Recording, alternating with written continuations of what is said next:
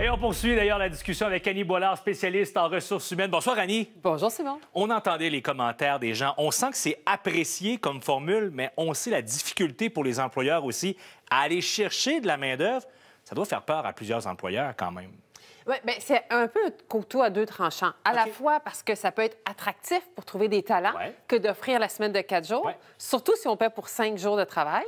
Puis d'un autre côté, encore faut-il pouvoir combler tous les besoins de l'organisation. Donc, parfois, ça prend plus de ressources. Ça dépend des horaires, de la façon dont l'entreprise est organisée. Fait que ça peut être un défi en même temps. Fait que ça peut aider, mais c'est aussi pas facile. Parce qu'on s'entend, là, il y a des domaines où c'est pas nécessairement applicable une semaine de 4 jours. Là. Bien, du moins, pas applicable facilement. Okay? Donc, regardons ça au sens large. OK? La première chose, on peut avoir 4 jours pour 80 de son salaire.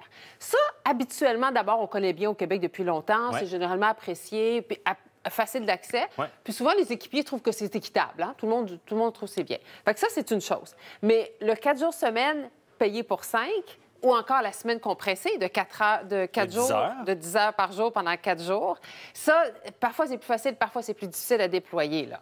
Et est-ce que c'est plus facile, par exemple, dans un secteur où on roule 24 heures sur 24, 7 jours sur 7, où là, c'est peut-être plus facile de faire joindre les horaires ou non? Ça n'a pas d'importance? Bien, il y a des défis de tous les côtés. OK? Parce que, par exemple, lorsque les entreprises sont en pénurie de main-d'œuvre, trouver des gens pour remplacer pendant les jours de congé, si l'entreprise est ouverte pendant de longues périodes, c'est un défi. C'est aussi des charges sociales additionnelles pour l'employeur, hein, d'avoir plus de monde pour faire la même charge, la même quantité de travail si tout le monde est à 4 jours semaine. Donc, ça a ses coûts, là. Mais est-ce que c'est réellement attractif? Est-ce qu'on le sent sur le terrain que c'est vraiment quelque chose que les gens cherchent? Ah, absolument. Les deux. Tant à la fois de travailler 80 de son salaire pour 4 journées par semaine, oui, il y a beaucoup de gens qui ont de l'appétit pour ça, mais définitivement, les entreprises qui offrent 4 jours de 8 heures payés pour 5 jours de travail, c'est une façon de se démarquer. C'est certain.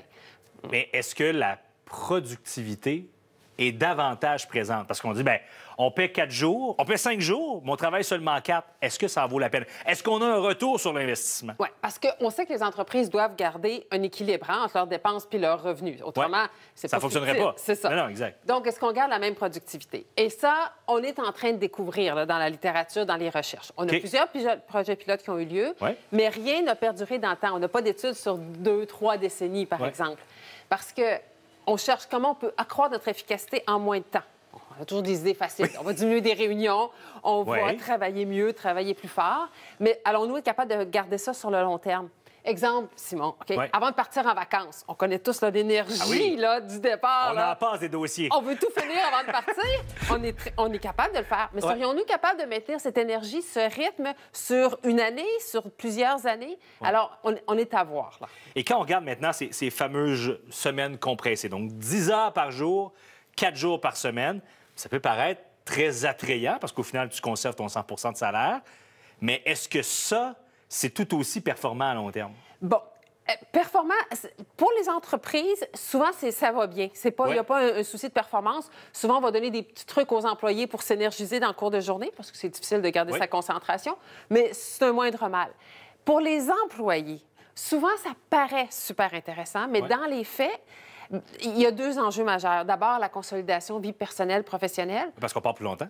Bien, c'est ça. Puis là, s'il y a du temps de déplacement, il faut passer tôt à la garderie le matin puis le soir. Là. Donc, c'est pas si facile que ça. Puis, je m'inspire aussi de la Belgique qui a offert ces choix-là à de nombreux employés il y a 2 ans. Puis, c'est avéré qu'après un certain enthousiasme, là, au début, bien, les chiffres se sont estompés. Là. Les gens sont moins enthousiastes pour cette formule-là. Donc, on voit que c'est peut-être pas la panacée. Mais est-ce que le télétravail est venu jouer aussi dans cette fameuse semaine de 4 jours? Est-ce que maintenant, ça a changé, autrement dit? Oui, parce qu'il y a des gens qui peuvent télétravailler en partie.